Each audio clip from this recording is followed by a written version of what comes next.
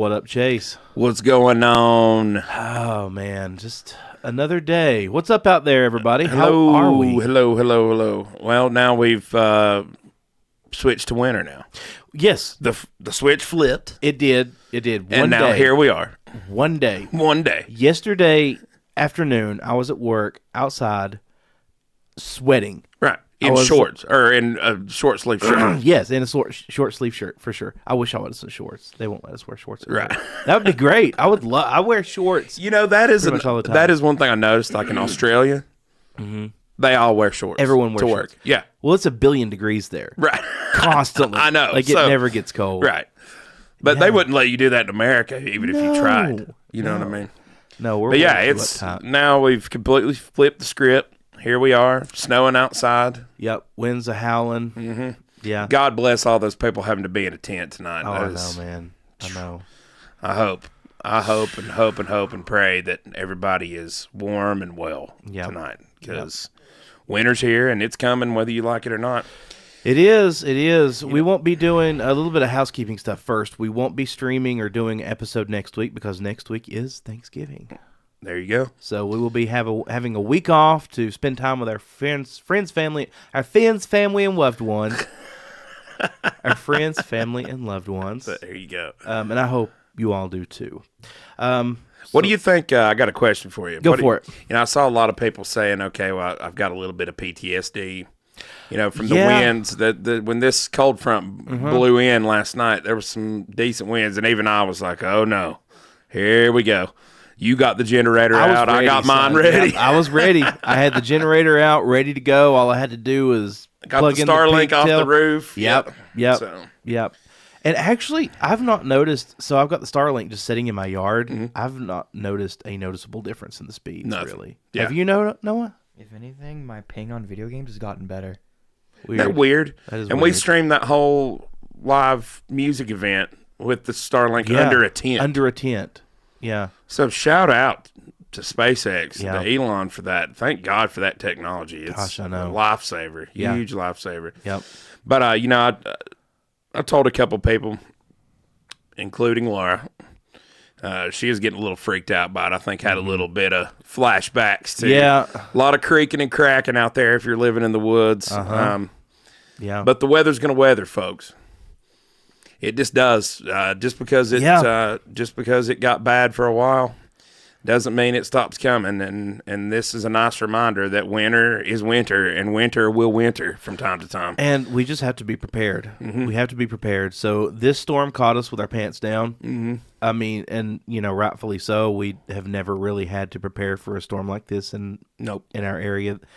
So now that we've had one, it's actually okay that everyone's a little hyper vigilant. I think it is too. I think it's a good thing, honestly. Maybe the anxiety not so much, but that anxiety probably causes people to be a little more prepared. It does. Like, you know, for instance, last night I had the heat going in the snake room on gas. I had everything ready to go, so when the power went out, I could go switch my breaker onto my generator, off utility onto my generator, and I'm good to go. There you go. And I would encourage anybody that's what I told a few people, including Laura, is number one, anything that's not already come down and is still in the ground and not leaning is probably okay. Yeah. We had a giant period, really still are in a very dry cycle here after this storm. You know, the one good thing is, you know, water packs things down. So whatever stayed in the ground got good and compacted, and now that soil is dry. And so I don't think you have to worry about trees being uprooted. But I would just encourage everybody, if you're feeling that anxiety or whatever, do something about it. Like, put that feeling into action. Take a Xanax prepare. Take a Xanax and prepare. Don't do drugs. Consult your physician. Yeah. But, you know, you're right about that. I mean, it's the preparedness is the key. It's like you will feel better. Fill your washing machine up with water. Best advice you could give. I'm still saying that might have been the best piece of advice we gave out that night, right before this happened. I wonder if anybody actually did. Like, I legit, I did, but I've heard people tell me. Really? They told me that because you said that, I went and filled my washing machine. Good. That's awesome. Good for them. Well, and it helps. I mean, honestly, I did the same thing. I did my washing machine, and I did my bathtub, of course, and that was enough to get me through what I needed to get through. Same, So it just goes to show you preparedness is really the key. Have an alternate heat source. If you don't have a generator, you need to get a generator. 100%. They are being given away. And go find one somewhere. You can go find one around here. You know, I've even, a couple of friends of mine live in Buncombe County. It's a little harder over there because a lot more people, a lot more, resources to split between a larger population. Go to your fire department, go to your police department, go to your sheriff's department, somewhere where there's an emergency services, and ask them to just be like, look, I don't have an alternate heat source.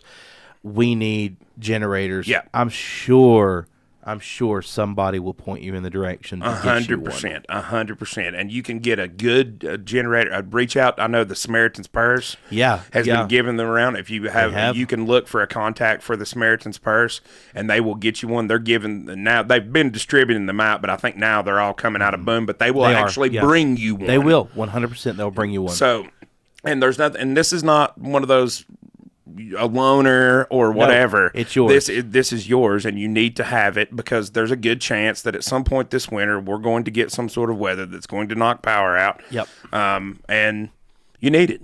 And there's no shame in that. I would encourage everybody to look for one and get what you need while the supplies are here. And in addition to that, have 3 days worth of gas for said generator on hand, ready to go. Mm-hmm. 3 days worth of gas. Yep. Which is really not much. So my generator is a 6,500 watt continuous, and it takes about 5 gallons a day. Right. That's what mine to run, and that's powering my entire house, the entire house, with the exception of my water heater. I turn the water heater off, but it powers everything else. 5 gallons a day, so I mean, you've got 3 5-gallon jugs filled up. That's 3 days worth of gas right there. Exactly. That's your point of reference. And you don't need a giant generator either. No, that's the thing. Is like you don't need one that you have to plug into your house, especially with older houses with outdated wiring. Yeah, that's not a good idea. That's not a good idea. Don't worry about that. Get you one that you can run outside, run an extension cord in, plug your refrigerator up into it. Get a couple outlets for maybe a Starlink and your computer and to charge your phones and a few lights or whatever. Get you a good extension cord and some, a heavy gauge extension cord. Yeah, heavy gauge extension cord. And be prepared. I mean, that's really just that's really just all it is. Even a 3,500 watt generator will power a refrigerator and a few outlets, a light, and maybe your computer and a Starlink. Or it will power a heater by itself. Yep. You can alternate between them. Yep. Run the fridge for a while, then run the heater. And let me tell you something. Those buddy heaters, they're amazing. Are everywhere right now. Yeah. If you do not have a buddy heater, there are people that are dying to give them to you. Yeah. So go get one. Have an alternate heat source in case the power goes out. Yep. So again, that's your fire departments, police departments, anywhere there's emergency services. Samaritan's Purse is another great resource. Look them up on the internet. They're coming out of Boone. Do it. Yep. Be prepared. So we do have some news on the front of the local stuff concerning the hurricanes. Mm-hmm. So the boil advisory for Spruce Pine has been lifted. Thank God. Let's go. Yeah. Noah, you want to bring up the article for us there? The boil water notice has been lifted from Spruce Pine, North Carolina. And I am so excited that now I can get Tokyo. The big thing here is that your local restaurants are going to be able to reopen. And people are going to be able to go back to work. Yep. Which is a huge win. Yep. Not only has the boil water advisory been lifted, but I did get confirmation that virtually all of the town's sewage is now being captured, and that is not going into the river. There's a small section on Beaver Creek. I believe they said that I think it might be 4 or 5 houses where the line is actually just missing, and they've been working to get it back, and they said they should have it back the week after Thanksgiving. Cool. So that's the only people that are not allowed to use your toilets or try not to use it as much as you can, but. Cool. Big victory here. Oh, huge. Huge victory here. This is coming out of WCCB Charlotte. They were reporting Spruce Pine, North Carolina. Following the footsteps of Asheville and Black Mountain, the town of Spruce Pine has ended its boil water advisory. A statement posted to Facebook by the town of Spruce Pine says, based on the laboratory analysis of the water samples collected from the town of Spruce Pine water system on 11/19/2021, that's got to be 2024. That has to be a typo there. Yeah. And then my browser just freaked out on me and went all the way to the bottom. Of course it did. Yeah, I'm sure that's got to be a typo. 2021 is supposed to be 2024. Water users affected by the water outage are hereby notified that it is no longer necessary to boil water used for human consumption. This comes nearly 8 weeks after Hurricane Helene brought catastrophic flooding to western North Carolina. And just me personally, and this is something that everybody can consider. Just me personally, I'm going to continue for maybe drink another bottled water for a while. Yeah, for maybe another month or two, just to drink bottled water. These things There's no shortage of it. There is no. Yeah, I mean, we've got enough bottled water to last 100 years. We could flood the county again with it. Yeah, we could. Literally, we could all take baths in bottled water and we'd be fine. I would, just me personally, and I would encourage maybe you to think about this. Anybody that's listening, I'm going to continue to use it for at least another month for drinking. I don't mind to brush my teeth in it, on just me personally. But for drinking water, understand that these tests are done, that the test is under acceptable levels. Yes. That doesn't mean that it's free of it doesn't mean there's no bacteria or contaminants in the water. Right. There's just a range that there's in specifications. And it's exactly. So, as with anything like this, better to err on the side of caution, in my opinion. Again, in my opinion. But, either way you look at it, huge win. Yep. Huge win. 100%. And there's no more turds in the river, so that's great. Well, there's fewer turds in the river. There's fewer turds I'm sure there's still some turds in the river. There's a couple brown trout in there. There's a turd in the punch bowl. Turd in the punch bowl. We got a turd in the punch bowl. And also, just to clarify, that doesn't mean just because the sewage is not going in the river that everybody goes kayaking this weekend. Please do not get in the river. No, yet. Don't. Let's leave that river water alone. Kind of speaking on the river quality, we did have that that video that talked about what was actually in the water. Some encouraging news on this front. Yeah. If you want to pull that up, Noah.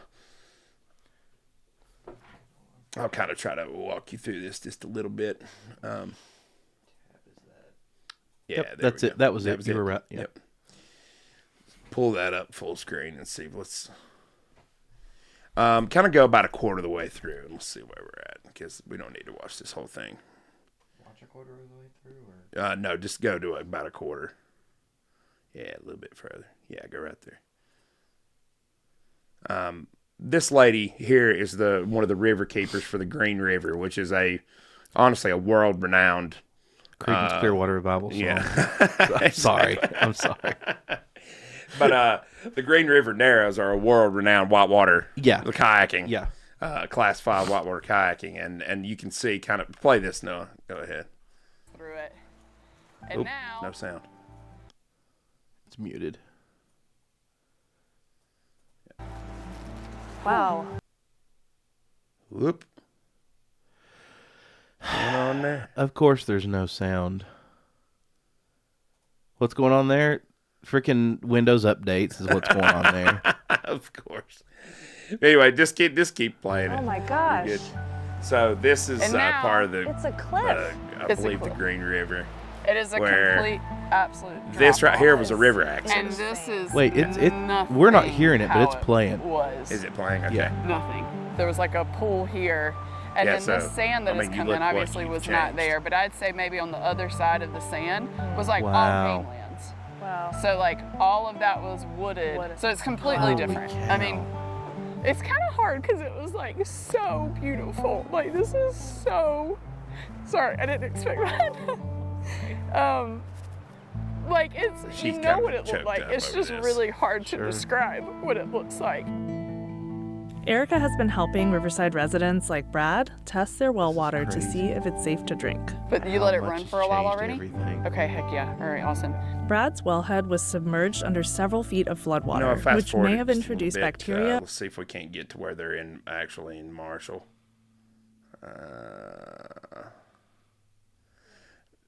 Right here. So they're talking about testing wells. They've been testing people's wells. Which is awesome. So we've been able to divvy up the work. We got folks in 6 locations around the watershed right now, all collecting well samples from folk. Oh man, you're a star student. First one back. All right. For riverkeepers who guard the health of their watersheds, get your wells tested. Seeing so much debris wash into the rivers they work to protect. Pause it, John. How does one go about that? So the Mitchell County Health Department is giving out free well testing kits, and it's testing water on their own. So it's good if you have any reason to.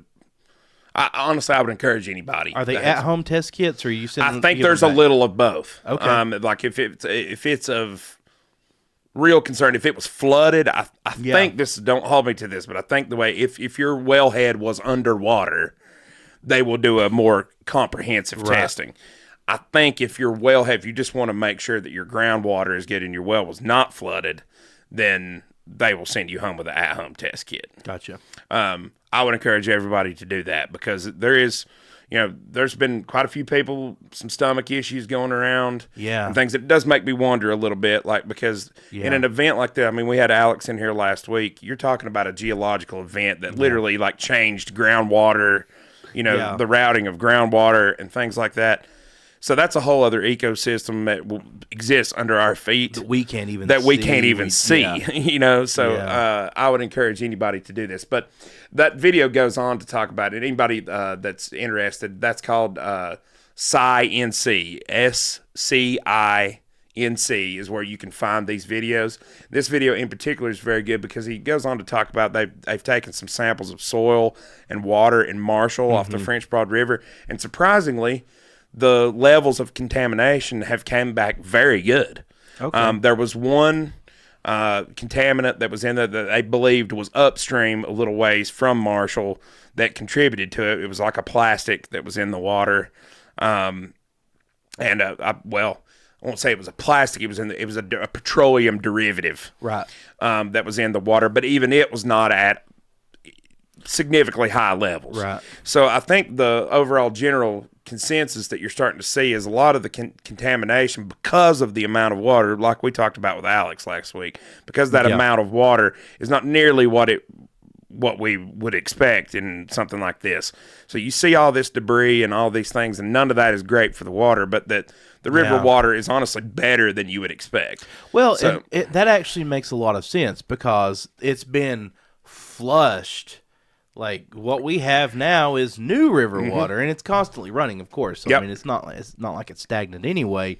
What I worry about more than the river water is the underground systems, the water table. Yeah, I do too. I honestly do about. Because you got a lot of that seepage, and then places where water collected. So like Lake James, like Alex was saying, like where all this stuff runs to. Yep. Is going to be your big concern areas. So err on the side of caution. Get your well tested. Reach out to the local health departments wherever you are. And if you have any sort of concern about your well water, get it tested. I know I just got off the phone with Laura, and, they were getting a lot of sediment in theirs. I'm sure that's very common as well. That well has a lot of sediment anyway, but now it's extra. So you're going to make sure you keep your filters. If you got a filter on well water, which most people have, make sure to keep those changed. Yep. And I think that's good advice. Oh, for sure. For sure. Again, err on the side of caution. So the next story we've got to pull up here, Noah, is official NC Helene related death tally rises to 103 after a Yancey County fatality. A 40-year-old Yancey County man is the latest reported North Carolina fatality resulting from Tropical Storm Helene. The state death toll is now 103, according to NC Department of Health and Human Services. The majority of deaths have been reported in western North Carolina, which Helene hit particularly hard when it swept through the region September 27th, causing torrential flooding and devastating landslides. The latest fatality in Yancey County occurred November 12th when a gravel truck overturned, killing the driver. Okay, so this is a death that is related to Helene, but not directly. Caused by the actual event. Okay. Exactly. That's very sad. Yes, it is. Very sad. According to the NCDHHS, the driver, who was not publicly identified, was assisting in storm cleanup. He is the 11th fatality reported in Yancey County. So the reported fatalities by county, there's a list there. So Ash 1, Avery 5, Buncombe 43, Burke 1, Catawba 1, Cleveland 2, Gaston 1, Haywood 5, Henderson 10, Macon 2, Madison 4, McDowell 1, Mecklenburg 3, Mitchell 2, Polk 1, Rowan 1, Rutherford 4, Wake 1, Watauga 2, Wilkes 1, Yadkin 1, and Yancey 11. Wow. Well, you see, even discretions or just, what do you got? Good Lord. Discrepancies? Good grief. Thank you. Sure. Even in this, because it's been reported locally here that the death toll here is 8 in Mitchell County, and this is listing it as 2. So there's a lot of who knows. Yeah. We were talking about before this, and again, maybe it is like what did you call it? Normalcy bias. Yeah. You know, because I just assume in a community like this, like we live in, I mean, there's what 20,000 people in the entire county, something like that. That's still a lot of people, though. That's still a lot of people.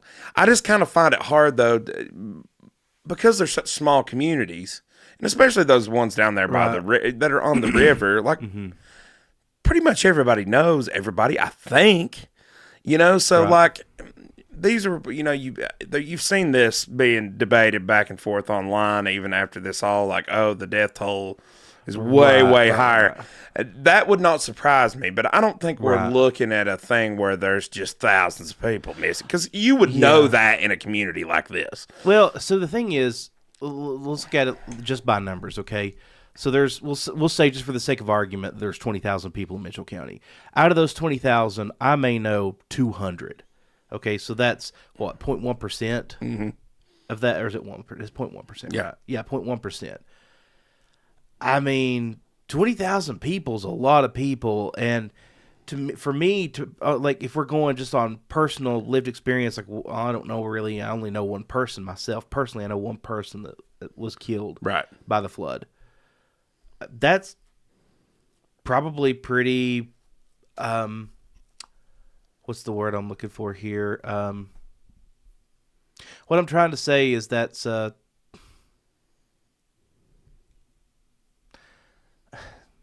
appropriate number based on the amount of people that I know.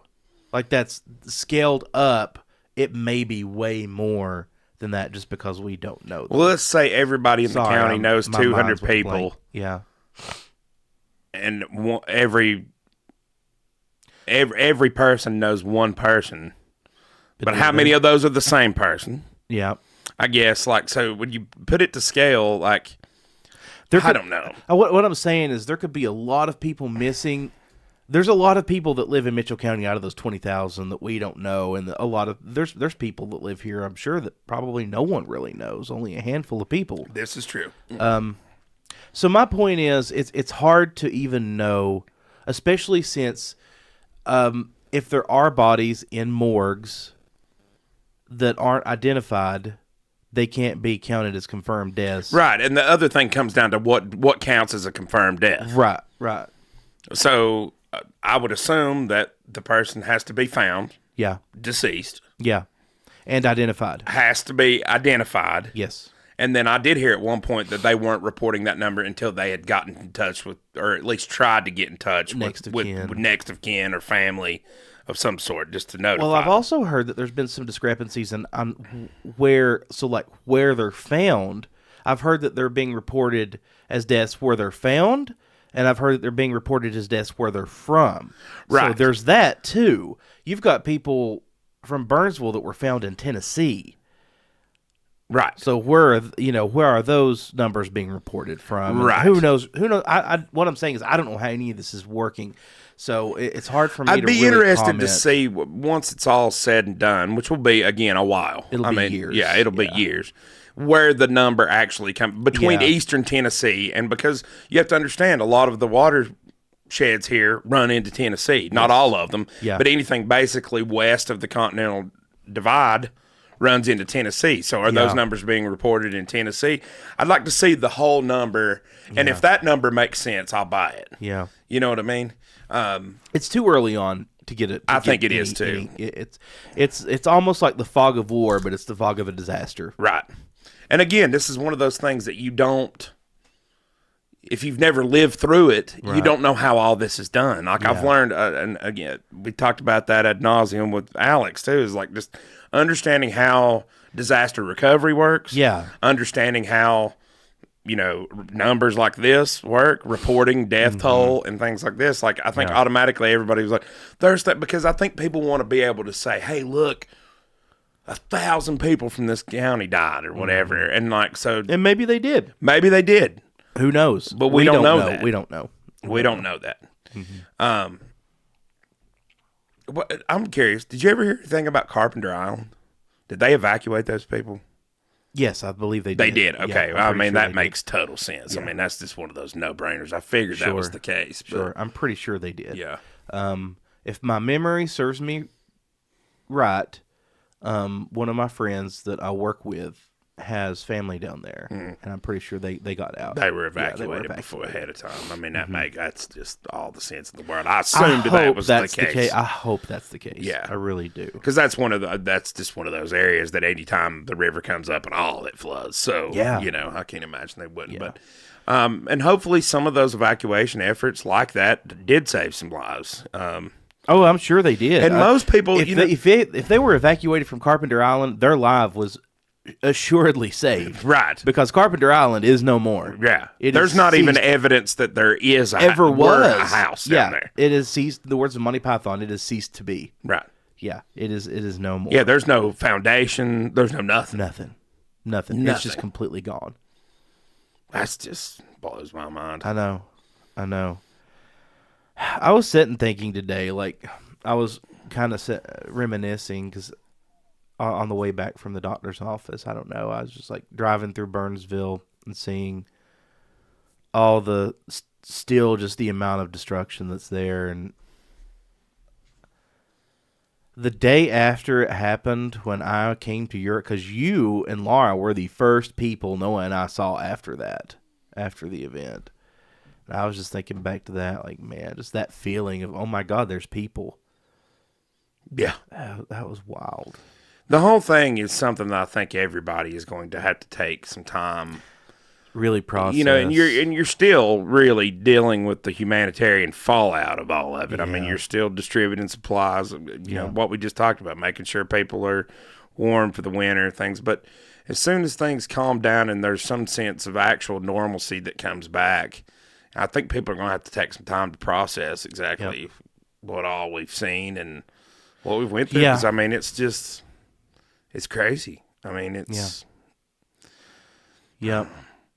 wild stuff, man. It is.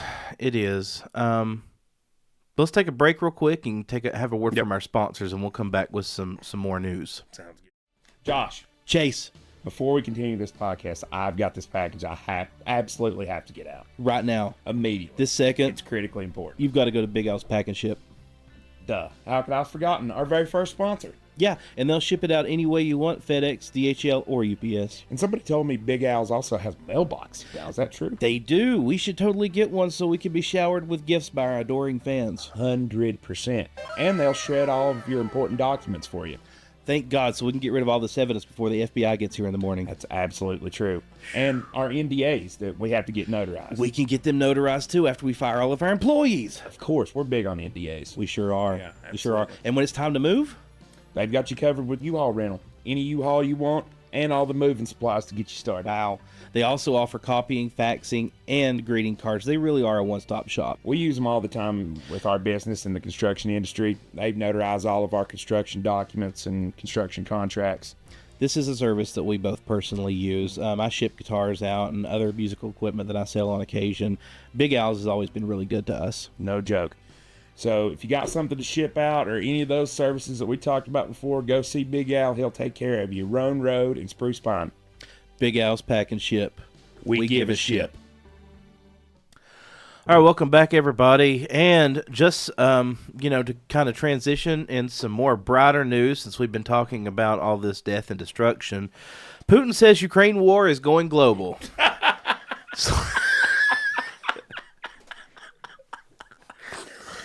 So let's get ready for World War III. In other words, World War III is here. World War III is here.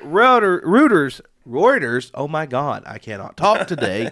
Reuters reports, Moscow, November 21st, President Vladimir Putin said on Thursday that the Ukraine war has escalated towards a global conflict after the United States and Britain allowed Ukraine to hit Russia with their weapons, and warned the West that Moscow could strike back. Russia, Putin said, had responded to the use of U.S. and British missiles by firing a new kind of hypersonic medium-range ballistic missile at Ukrainian military facility. More could follow. Putin warned. He said that the civilians would be warned ahead of time, ahead of further strikes with such weapons. After approval from the administration of the President Joe Biden, Ukraine struck Russia with 6 U.S.-made ATACMS. How do you say that? ATACMS? ATACMS? That's what we're naming our rockets. ATACMS? ATACMS. That's what it says, though. ATACMS. ATACMS. On November 19th, and with British Storm Shadow missiles and U.S.-made HIMARS on November 21st, Putin said. From that moment, as we repeatedly underscored, a regional conflict in Ukraine, previously provoked by the West, has acquired elements of a global character, Putin said in an address to the nation carried by state television after 8 p.m. Moscow time. And in case of an escalation of aggressive actions, we will also respond decisively in a mirror manner, he said. Putin said the Ukrainian missile attack with ATACMS had failed to inflict any serious damage, but with Storm Shadow attack on Kursk region on November 21st had been directed at a command point and led to deaths and injuries, Putin said. Russia controls 18% of the Ukraine, including all of Crimea, which it annexed from Ukraine in 2014, 80% of the Donbass, and the Donetsk and the Donetsk, and what's this one I can't hardly see? Luhansk regions. And more than 70% of the, oh God, I'm not even going to, Kherson and Zasparilla regions. Sarsaparilla. As well as just 3% of the Kharkiv region. So in other words, Joe Biden and given permission UK. for the UK to take the gloves off. Why the fuck are we doing this? This should not be allowed. We have a president-elect that needs to be calling these shots. And typically that's the way it works in the holdover time between the election and January, is it's a transfer of that power, and effectively the president-elect typically calls those shots. But this... Why is this happening? Well, I have my opinions on why this is happening. I don't know why this is happening. Like, for sure, I can't say with 100% certainty. But I would venture a guess that the military-industrial complex and its cronies in Washington are escalating things to the point where our president-elect can no longer negotiate out of the war. Yeah, that's what it seems like, right? That's just what it looks like to me. Well, you know what? I'm tired of saying that. Fuck that shit. Yeah. I'm tired of being told what I see with my own fucking eyes is wrong. That's called gaslighting. Yes, it's called gaslighting, and it's being done on a mass scale to the American people. And that's what this election was about. Is like, we're not going to stand here and let you tell us something that is patently false that we can tell with our own fucking eyes and our own fucking ears. Yep. This election was a retribution. Yeah. Of the entire system. Now, here's a great example of that. This next article here from The Hill. And this perfectly illustrates what you're talking about. The Hill writes, Trump Jr., Biden administration trying to cause World War III by helping Ukraine. Again, those fucking titles of those misleading titles of articles have got to stop. Do you not understand that this entire election was because you guys don't report the news? Repudiation of this. Yes, it's a repudiation of the mainstream media and the articles, bullshit articles just like this, that frame stuff in this stupid light. The Hill is framing this as if Trump Jr. said that Joe Biden is trying to cause World War III by helping Ukraine. That's how they're framing this. That's what the article title is, by Lauren Irwin. Lauren Irwin,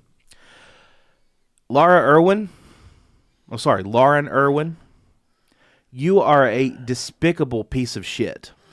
Amen.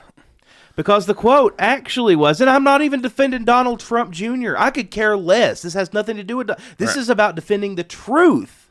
This is the truth. What Donald Trump actually said, and they reported in The Hill. Quote, the military-industrial complex seems to want to make sure they get World War III going before my father has a chance to create peace and save lives.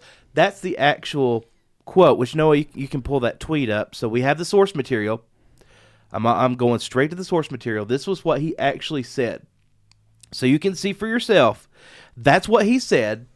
And now go back to the article and look at the headline. Those are two totally different statements with totally different meanings. Like that's not even something taken out of context. That is a straight up misrepresentation of what he said. And it is despicable. These people are evil. Evil. And yes, you're right. It is evil. But also, anybody who reads this shit should be offended.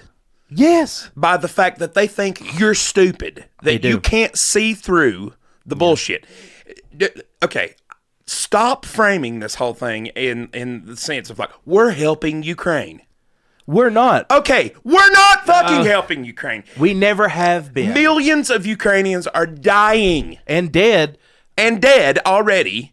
Because of this bullshit. Yep. So don't try to tell me that just because we're supposedly helping or whatever. Like we're the humanitarians. Right, we're the humanitarians or whatever. We're not lining the pockets of Lockheed Martin and Boeing and all the military contractors because we're giving them all of our old weapons so we can buy and make more. Yep. It's a huge money laundering scheme.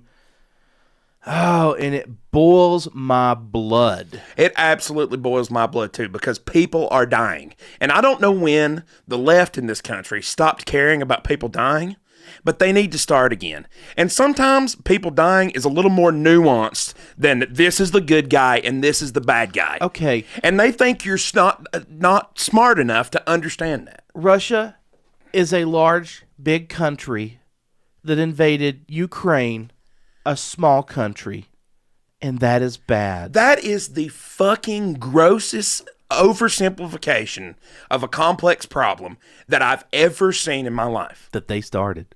That Washington started. The Democrats started. Yes. It's absolutely patently false, number one, and ridiculous to think that anybody with a brain can't look at this thing and be like, you know what? It would be good if we just stopped fighting. Yeah. Yeah. Here's what I want to ask. This is what I want to ask. I want to bring somebody on here and ask them, are you anti-war or not? Here's the thing, and this is how they frame it. This is how the other side frames it. Well, if we stop the war now, then Putin's going to get Ukraine. Putin's going to get parts of Ukraine. He doesn't want all of Ukraine. I don't give a shit if he does get Ukraine, as long as people stop dying. I know. Since when is someone's land more important than millions of people's lives? And guess to what? These people. Guess what? Here's the other thing too. This is like one of those things that we talked about. I hate to tell you this, Vladimir Putin's not fighting this war. No. Vladimir Zelensky is not fighting this war. Guess who's fighting this war? An entire generation. The same fucking thing that they told us when they sent our friends to Iraq. Yep. To Iraq. Yep. And I'm sick and tired of being gaslit and told that I'm stupid. Yeah. Because I want people to stop dying. Not just that we're stupid, but we're evil. We're evil. We're the bad guys.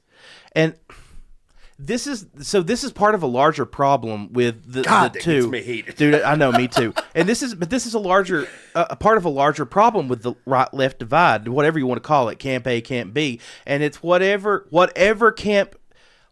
right is for, the left has to be against. Yes, no matter what it is. And so don't come around here telling me that we're so polarizing. You guys literally will sell out everything that you claim to believe in, just to be on the opposite side of the right. So the data shows that left, specifically women, have been radicalized. That's what the Gallup polls show. The Gallup polls show, and I don't have the polls pulled up. I should have pulled them up beforehand. But the Gallup polls show that specifically women, millennial women, moved farther left than any other demographic in the past 8 years. That's radicalization. Sure. No other demographic made any substantial move to the right or the left. None. Wow. So, and again, maybe it goes back to the fact that Donald Trump comes off as a sleazebag sometimes, especially when it comes to women. I think women have been told to hate the guy. Yeah. I think they have some ample reason to think that. There's plenty of reasons to not like the guy. The media doesn't need to make shit up. I know. There's plenty. That's the thing. I have plenty. If of you'll just tell the guy. truth, yes, I've got plenty. I can sit here and give you a list this long of things I don't like about Donald Trump. But when it comes to people dying, and just because you don't have to fucking look at it with your own two eyes, well, it's going to get to the point to where we do. Yeah. If this shit doesn't stop. I know. I mean, and what you're playing around with here is literally World War III. It is. And Putin can have Ukraine. Fuck Ukraine. I don't care. I don't want a war with Russia and China. Right. Also, let's go back and take a look at the fact that Ukraine's one of the most corrupt countries on planet Earth, or was, and we just gloss over all of that. We do. And again, this is that whole thing where they don't think you can think for yourself. Mm-mm. They never bothered to. We've had our grubby little 3-letter agency bullshit all over that country forever. Manipulated who went into power, changed this, changed that, or whatever. It's the most corrupt country inside and out. Yep. At the way, and this is also the reason that everybody tried to downplay this Hunter Biden, all this stuff or whatever. Well, those are some real questions to be asked. That's the real quid pro quo. Quid pro. God, why can't I talk? Pro quo. Why can't I talk today, dude? I can't either. Oh my God, I cannot talk today. Yeah. So turns out, Joe Biden withheld funds to the tune of what? $11 billion. I don't. Yeah. I think it somewhere was around somewhere there. Yeah. Withheld aid, government aid, to the country of Ukraine until an investigation was ceased into a company called Burisma. I think so. Yep. That his son Hunter was on the board of, being paid to the tune of $11,000 a month. Is that right? I think so. I think I'm getting too many 11s in here. But anyway, this is the gist of it. And he bragged about it and laughed about it on national television. He laughed about it. Have you ever seen that video? Yes, I have seen that video. But this is just this classic entrenched government politician pulling strings to benefit them and their family. Yep. And they don't have nothing to do with right or left. I'm sure you could probably find Republicans fucking around with it too. The Dick Cheneys of the world, the Cheneys, the McCains, all these people go in here and they do this bullshit, and then they try to cover for whatever they've done by starting a war. Yep. And that's really what you're looking at. And I don't know what.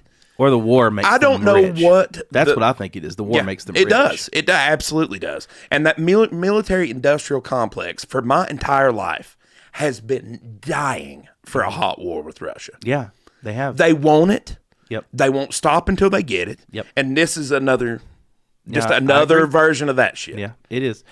It is. It's so with the quid pro quo thing.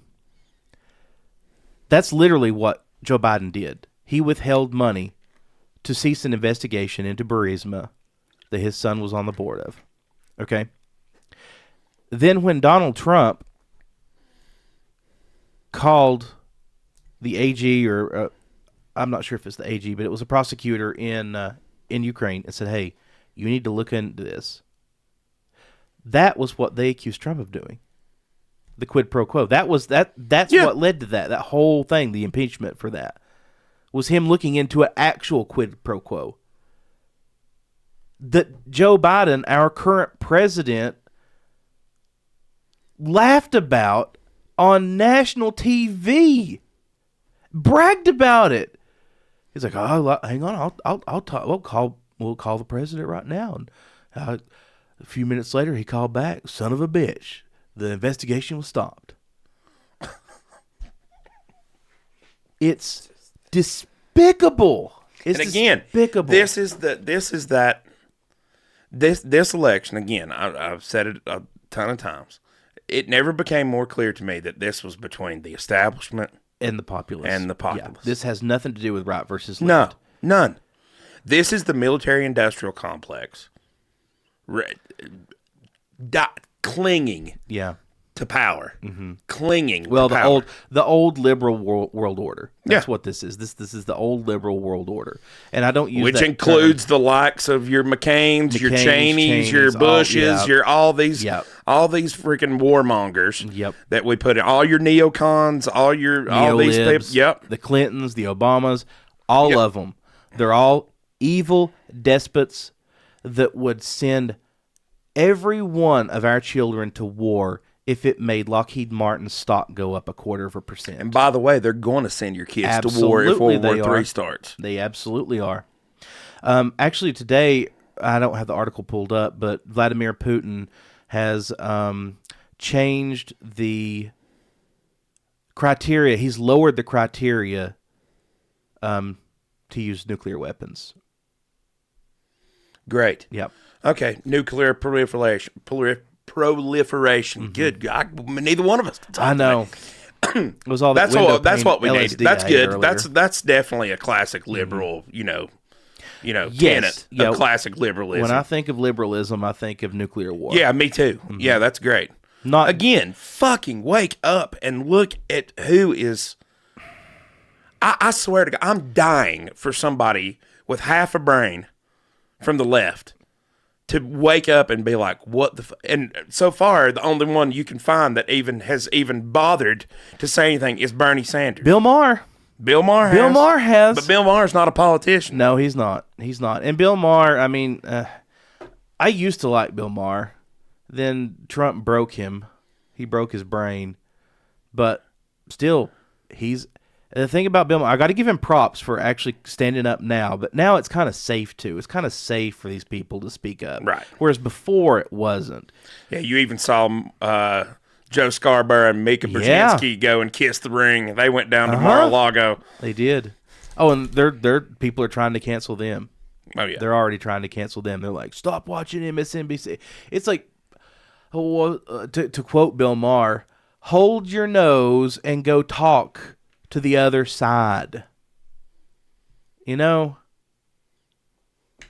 gonna have to, because your party. I mean, if I was a registered, I'm gonna send you the link. No, I want you to play this Bill Maher video. Go for it. We can't. We don't have audio. Damn it. Shit. We'll fix it. We'll fix it. But anyway, yeah. I'm pretty sick and tired of the establishment. They need to go.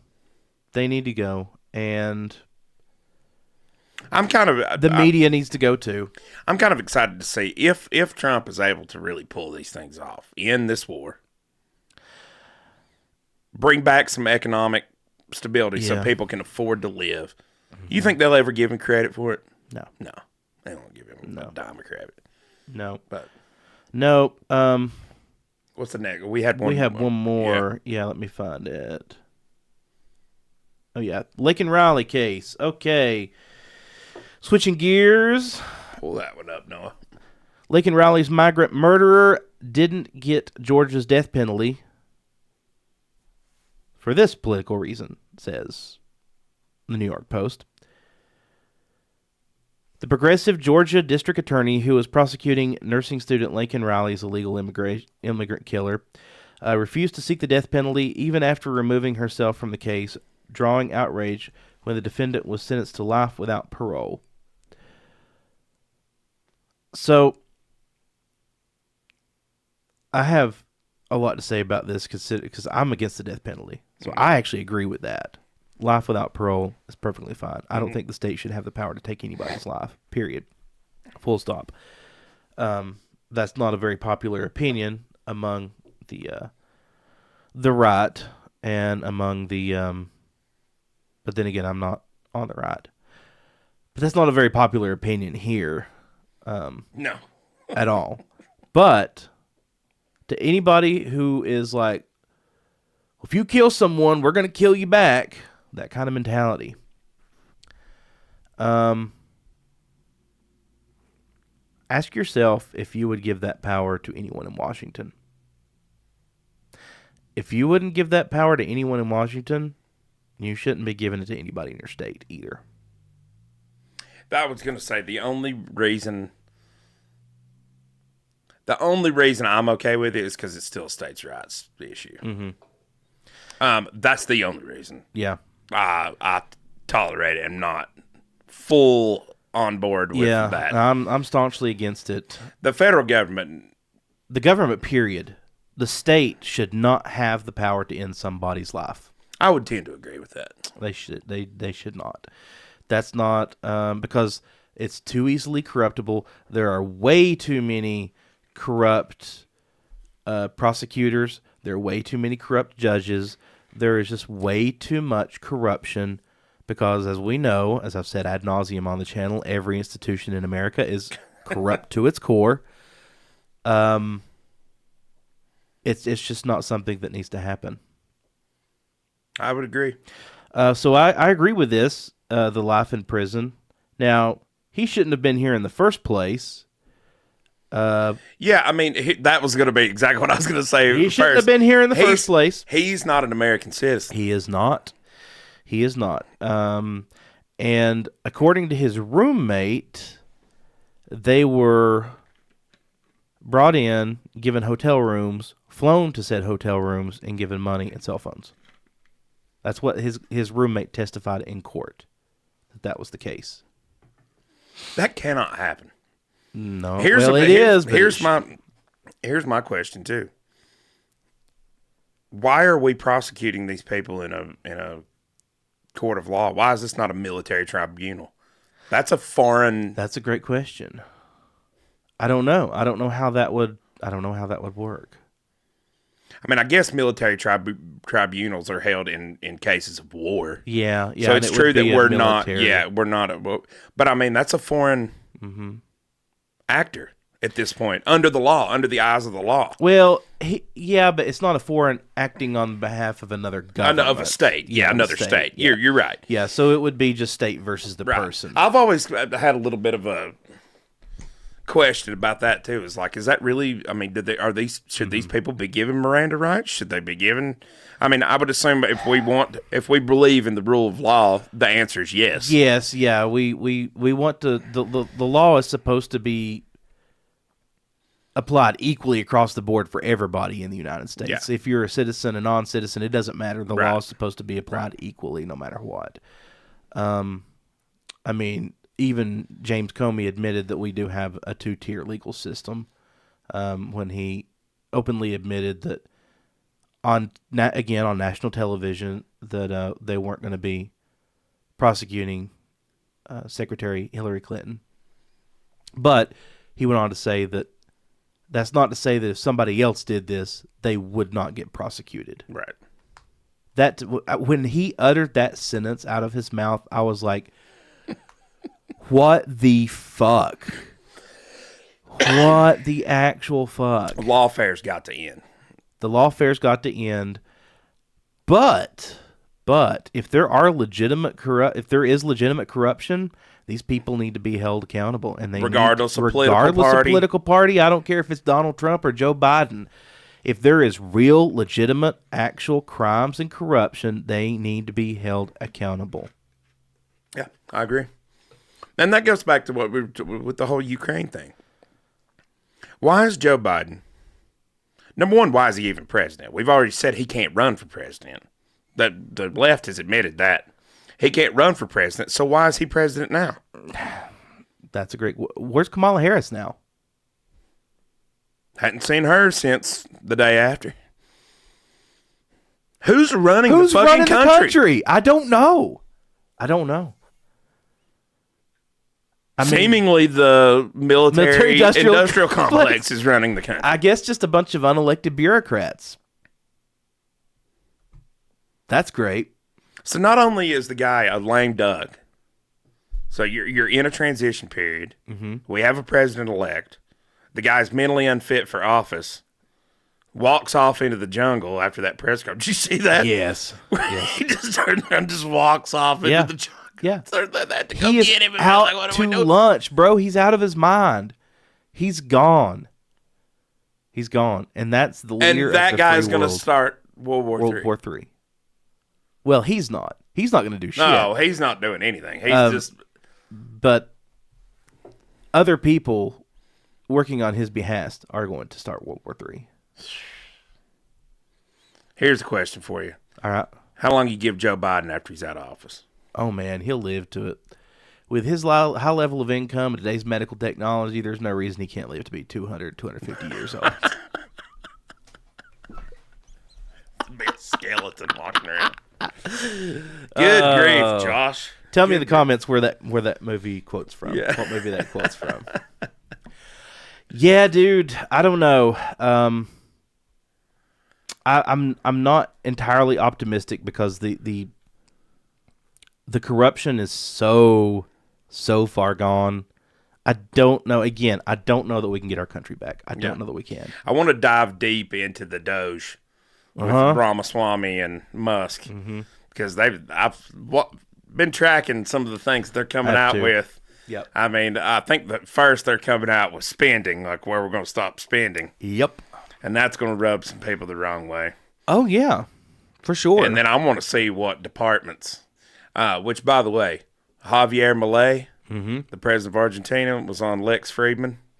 I've not seen that. I saw the thumbnail. Is the man, dude. Really? Oh, he is the man. And they do it really good. It's overdubbed with his translator, but his translator is like a rock star.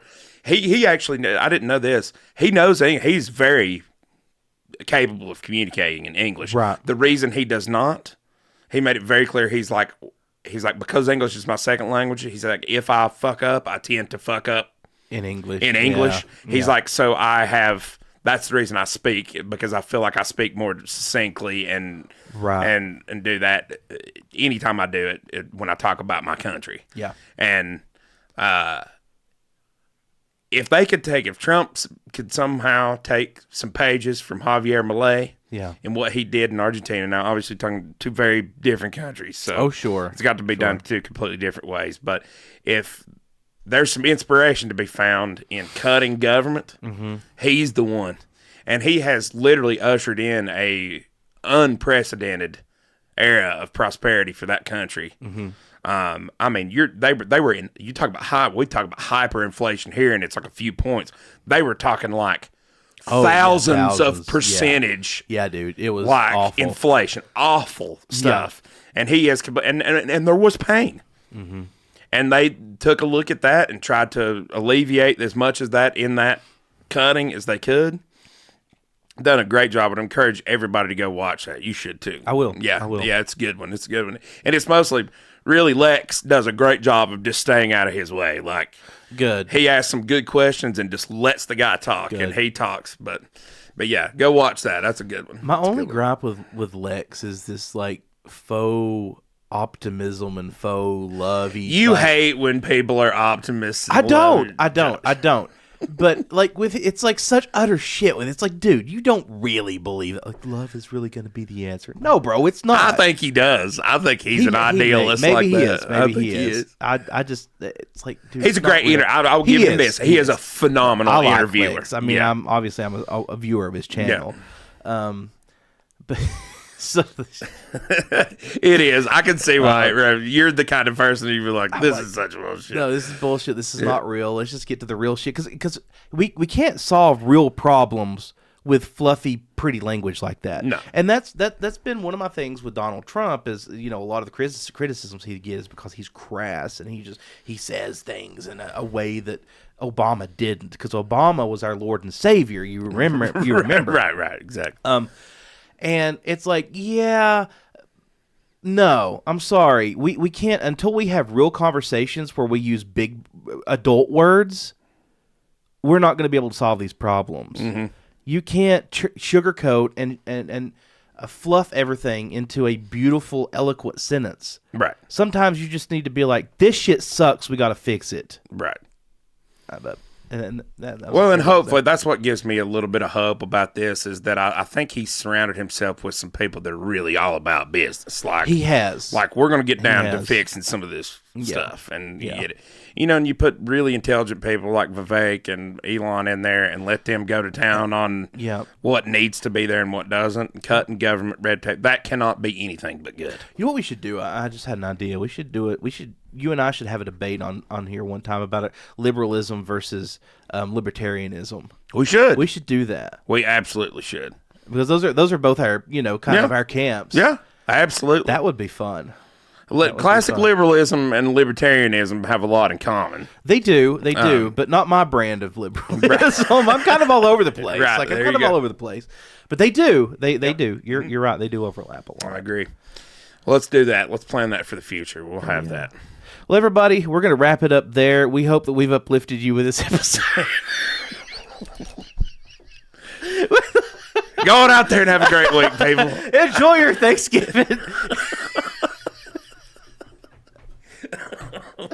After we've yelled and hit the table and cussed and ranted and raved.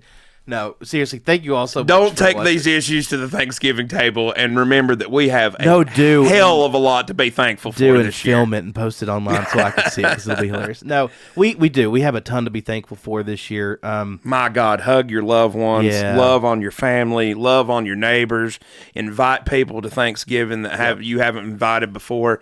Let's sell it because we got so much to be thankful for in the wake of this hurricane. We do. And well, and I'm going to say this. This is my caveat to everything that we've said today. So all these problems, it seems like the world is ending, and it seems like the world, like America, is at each other's throat. And maybe it is if you live your life on the internet and you don't go outside. Mm-hmm. But when you go outside and you go to Walmart and you go to a thrift store and you go to the gas station, you just see people working, getting along, stabbing each other, depending on where they're at, where you're at, if you're in a city or not.